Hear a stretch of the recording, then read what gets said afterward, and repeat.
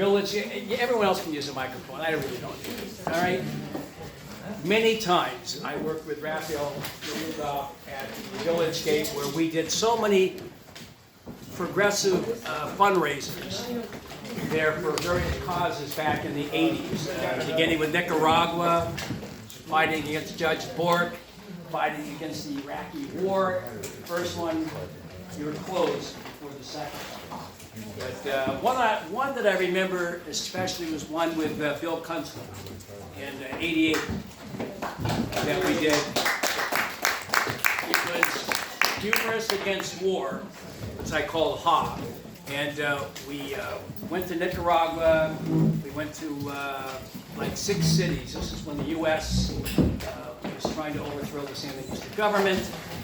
And so we had comics go around the country in various places, including in Matagapa, where there was no roof and the rain fell there. But we did the shows anyway because it was a good cause. It's a great cause. Nicaragua survives today, not the way that I would like to see it, but much better than it was, and much better than any other country in that region. Don't kid yourself. But Bill Kunstler was there, and he was like a godfather to me. I met him in '85, and I moved in. Whenever a girlfriend would throw me out, Bill would take me in, and I would stay there. It happened a lot. His very last performance before he died was at Caroline's Comedy Club with Professor Herman Corey and me, and the Terry Waldo Quartet. You weren't there that night. But you came that night. And I was thinking about Bill because the other day we were talking about Kent State. You know, we had the anniversary May 4th of Kent State. And I had John and Gabriel Shipton on. And you know the situation that we are in right now. All right? We are in a difficult situation. And Bill Kunstler said back at Kent State, when he showed up a day, first lawyer, he showed up, he had all this money that the National Lawyers Guild had raised for a defense fund, and he was there the very next day. And in fact, I had Laurel Krause, the sister Allison, who got killed there. He said, you know, Allison Krause, there. And Bill showed up, and he said something that I played last week, and I want everyone to know this. Bill said, this was in 1970, they killed 4 students. This was before Daniel Ellsberg. This is after Fred Hampton.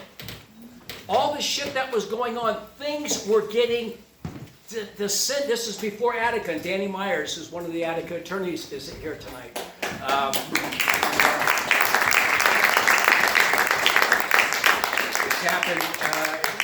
It's happened September 13, 1971, 19 to 13.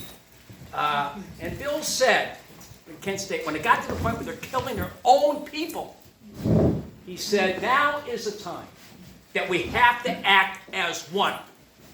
He said, I don't care if you're with the Weathermen or with the ACLU, we've got to act together. And there can't be any fucking divisions in this movement from this point forward. We all must work together going forward, and I'm sure you agree with that. Don't you, John? Don't you, Gabriel?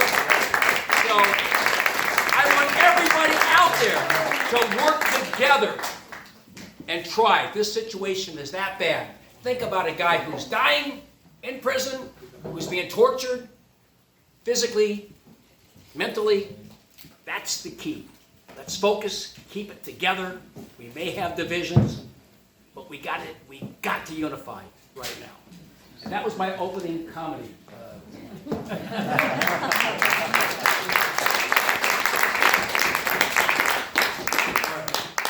How you doing there, Gary? You like sitting alone? He's got a bad case of COVID, all right?